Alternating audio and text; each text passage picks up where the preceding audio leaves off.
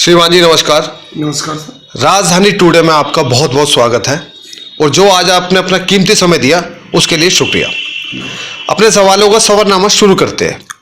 बात चल रही है कांग्रेस की। 5 राज्यों में चुनाव हुए, 5 राज्यों में कांग्रेस से चुनाव भी लड़े।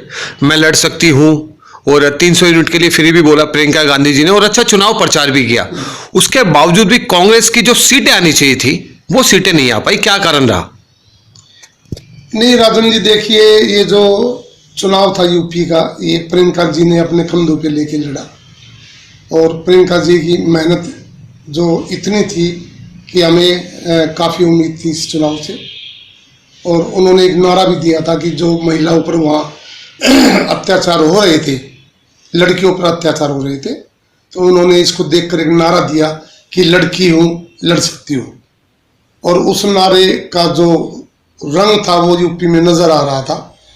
उनकी रैलियों में लाखों की भीड़ उमड़ रही थी और जो उनके विपक्षी दल थे उनकी रैलियों में 5000 से ज़्यादा जो व्यक्ति नहीं आते थे। तो वो काफ़ी सिस्टम में प्रियंका जी का जो एक मेहनत का जो जज्बा था वो रंग ला रहा था और उस मेहनत की वजह से, प्रियंका जी की वजह से हमारा वोट बैंक वहाँ काफ़ी बढ़ा। ये नहीं है कि हमारा वोट बैंक ना बढ़ा होगा। हाँ, हम उस वोट बैंक को हम सीटों में तब्दील नहीं कर पाए, ये थोड़ा सा हमारे लिए सेटबैक रहा। बाकी प्रियंका जी की जो मेहनत में कोई कमी नहीं रही। वो हमारे महासचिव भी है और वो देश की नेता भी है। जो उन्होंने जज्बा लेके एक यूपी के अंदर एक संदेश दिया था, वो संदेश देने में हम कामयाब हो गए और इसका रिजल्ट आपको 2024 के लोकसभा के चुनाव में स्पष्ट नजर आएगा। आपने कहा कि जो जिम्मेदारी दी थी वो कहीं ना कहीं उन्होंने निभाई भी और ईमानदारी से काम भी करा। अब एमसीडी का चुनाव है, 272 वार्ड पे कांग्रेस चुनाव लड़ेगी। कांग्रेस आपको क्या जिम्मेदारी देगी? नहीं, कांग्रेस ने मुझे पहले भी जिम्मेदारी दी है। मैं पहले रिठाड़ा विधानसभा में रिठाड़ा वार्ड का प्रभारी था। उसके बाद मुझे मेरे अच्छे कार्य को देखते हुए मुझे माल टाउन वार्ड का जो है वो प्रभारी बनाया गया और अब मुझे जो भी जिम्मेवारी कांग्रेस देती है मैं उसको बड़ी बेखूबी से निभाता हूँ। हाँ, मेरी अपनी एक इच्छा है कि मैं इतने दिन से कांग्रेस की सेवा कर रहा हूँ और क्षेत्र के अंदर वरिष्ठता में हमारा पहला दूसरा नंबर आता है, तो मैं चाहता हूँ कि एक मैं निगम का चुनाव यहाँ से लड़ूँ। मेरा निगम यहाँ जो वार्ड नंबर 3 अलीपुर क्षेत्र है वो सबसे बड़ा है, 70,000 वोट है इसके अंदर। और ये 27 सेक्टर रोहनी से शुरू होके खेड़ा, बूढ़पुर, अलीपुर, जो आपका टीकरी, सिंगुल्ला, बोरगढ़, शाहपुर और A6, A10, नरला की कुछ पॉकेट्स है इसमें, तो सिंह बॉर्डर तक जाता है जहाँ किसान आंदोलन था। और मैं इस क्षेत्र में 70,000 वोटों के साथ मेरा बड़ा अच्छा तालमेल है यहाँ। मैं चाहता हूँ कि मैं यहाँ से चुनाव लड़ूँ और कांग्रेस को एक बहुत अच्छे मार्जिन से जिताकर कांग्रेस को एक सीट ये समर्पित करूँ। कांग्रेस पार्टी आपको वार्ड नंबर 3 से टिकट नहीं दे पाती है, किसी कारणवश नहीं मिला टिकट आपको, तो आपकी सेवा जारी रहेगी? क्योंकि मैं कुछ लोगों से मुझे पता चला आपके पिताजी कट्टर कांग्रेसी थे, उन्होंने अपना पूरा जीवन कांग्रेस में बिताया और आप भी कांग्रेस में ही अपना जीवन क्या बिताएंगे या आप कुछ परिवर्तन करेंगे इस बार? नहीं, मैं क्योंकि जब मेरा जन्म हुआ मेरे पिताजी गांव के प्रधान थे और कांग्रेस की तरफ से। क्या नाम था पिताजी का? चौधरी रिसाल सिंह प्रधान, अलीपुर।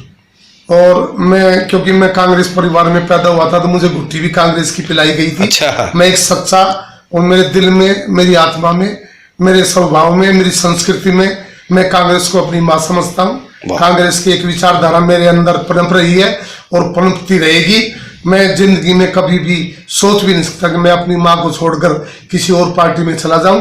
मैं कांग्रेस को अपनी माँ समझता हूं और मुझे अगर एक चुनाव में मौका ना भी मिला तो जो पार्टी का आदेश होगा, जो हमारे अध्यक्ष श्री अनिल चौधरी जी है, वो जिसको चाहेंगे वहाँ जो आदेश देंगे हम उनके लिए कड़ी मेहनत से उनको जिताने का कार्य करेंगे। अच्छा सर, चलते चलते अंत में एक और सवाल।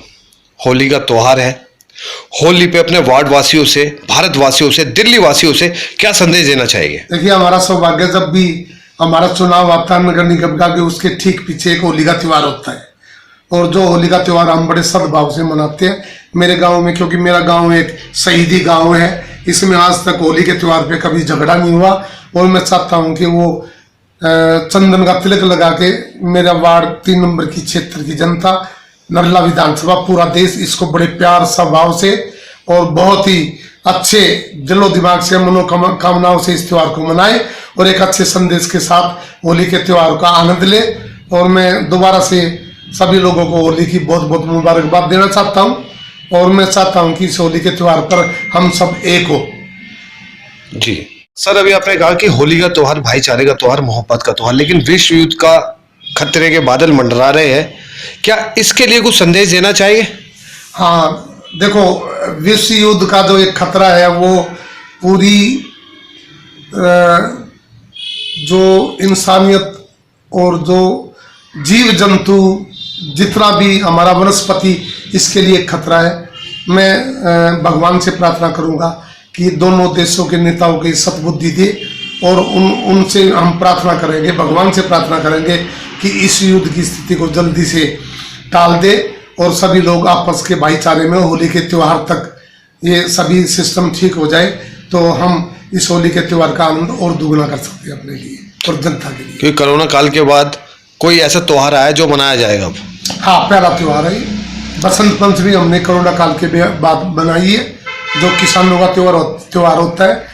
और होली के त्योहार में हम ये चाहते हैं कि ये जो बीमारियां, जो प्राकृतिक आपदा, ये जो युद्ध का मंडराता हुआ, अंत तक का मंडराता हुआ जो ये जो प्रभाव है, ये खत्म हो और भगवान पूरे देश नहीं, पूरी जाति, जनजाति, वन्य जीवन, जितना भी आपके सांस लेने की जो शक्ति रखती है, उनको एक अच्छा जीवन प्रदान करे।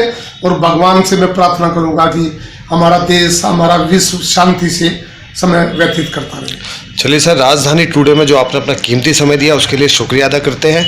और आपके अगर आप चुनाव लड़ते हैं वार्ड नंबर 3 से और आप जैसा जनप्रतिनिधि अगर वार्ड में मिलता है, तो मुझे लगता है इन 5 सालों में आपके वार्ड में एक अच्छा परिवर्तन देखने को मिलेगा। राजन जी, मैं भी आपका बहुत बहुत धन्यवाद करता हूं कि आपके इस चैनल के माध्यम से हम अपनी बातें, अपनी भावनाएं जो है, हम अपने भाइयों के साथ, अपने देश की जनता के सामने हम ये भेजते रहते हैं।